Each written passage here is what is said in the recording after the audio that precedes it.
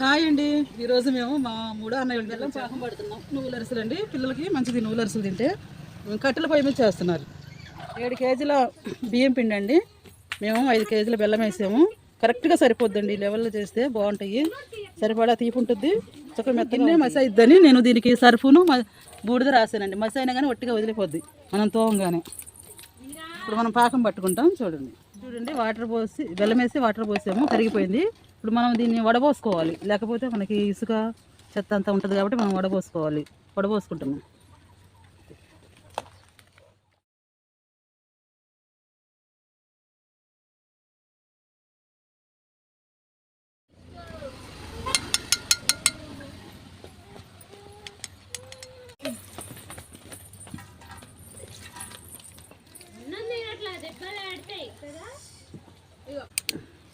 చూడండి, మనం ఇలా వడబోసుకుంటే ఇలా చెత్త అంతా పోతుందండి. లేకుంటే అంత అరిసెలు తిన్నప్పుడు మనకి పంట కింద కసగసలు ఆడుతుంది.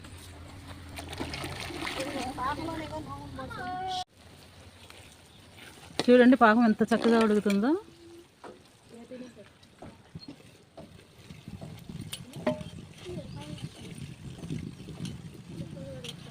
ఇప్పుడు సరిపోతుందండి. మనం నువ్వులు వేసి కలిపేటప్పటికి అది కొంచెం తిక్కుగా అయిపోద్ది. చూడండి, నేను 1/2 కేజీ నువ్వులు పోస్తున్నా. 7 కేజీల బియ్యం పిండి, 5 కేజీలు బెల్లం, 1/2 కేజీ నువ్వులు వేస్తున్నాను. నెక్స్ట్ ఇలాచీ పొడి వేస్తున్నాను. కింద దించేద్దామా? కొద్దిసేపు దీని మీద పొయ్యి మీద పెట్టి పిండి వేయాలి కొద్దిసేపు. చూడండి, ఆల్రెడీ మనం పట్టించి జల్లించి పెట్టుకున్నామండి పిండి. పాకం వచ్చింది కాబట్టి పాకంలో వేసుకుంటున్నాం. కొద్దిసేపు పొయ్యి మీద పెట్టేస్తే మనకి ఉడుకుద్ది పిండి. లేకుంటే బియ్యం పిండి లాగానే ఉంటాయి అరిసెలు. కొంచెం ఉడికితే బాగుంటాయి.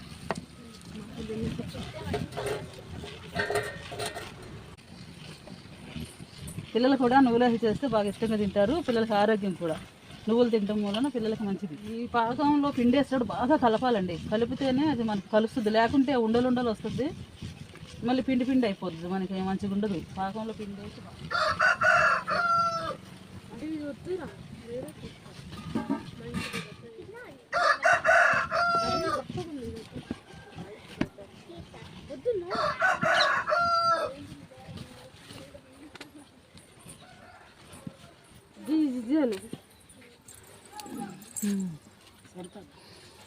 చూడండి సరిపోయింది.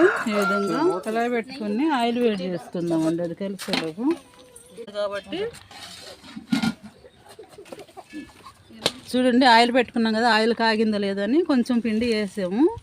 కాగింది. ఇప్పుడు పాకం పట్టాం కదండి, పిండి వేడిగా ఉంది కాబట్టి నేను కొంచెం తీసుకుని మూత మీద పెట్టుకుని కొంచెంగా చూడండి, నేను ఈ సైజు చేస్తే మనకి పిల్లలు తినడానికి బాగుంటాయి. మరీ పెద్దగా చేసినా బాగుండదు, చిన్నగా చేసినా బాగుండదు.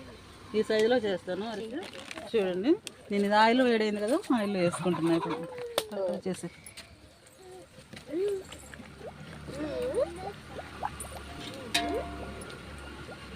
అలా చేసుకుంటారు.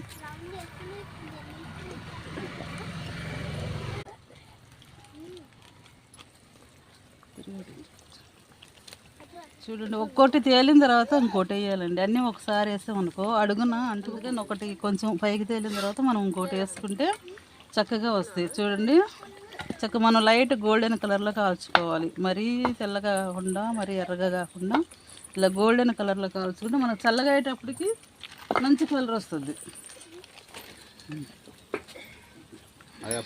కానీ మేము సంక్రాంతి పండగకి అన్నయ్య వాళ్ళ ఇంటికి వస్తాము. మర్రివాడ అండి ఇది, ఉయ్యూరు దగ్గర షుగర్ ఫ్యాక్టరీ ఉంటుంది కదా.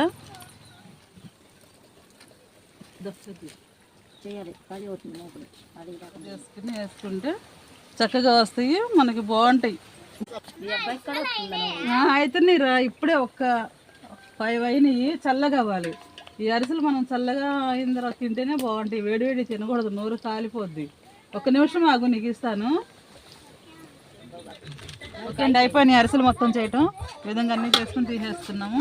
చూడండి మాకు ఎన్నైనాయో, ఎలా కాలినాయో. బాగుంటాయి, చుట్టగా బాగున్నాయి. చూడండి, చక్కగా లోపల కూడా చక్కగా ఉడికింది. మంచిగా గుల్లగుల్లగా ఇలా ఉండాలి అరిసె. తింటే మంచి సాఫ్ట్గా మెత్తగా ఉంటుంది. వేడిగా ఉంది అక్క, నువ్వు తీసుకోండి. ఓకే అండి, ఇలా చేసి చూడండి. చాలా రుచిగా ఉంటాయి, బాగుంటాయి. అరిసెలు సింపుల్గా చేసుకోవచ్చు.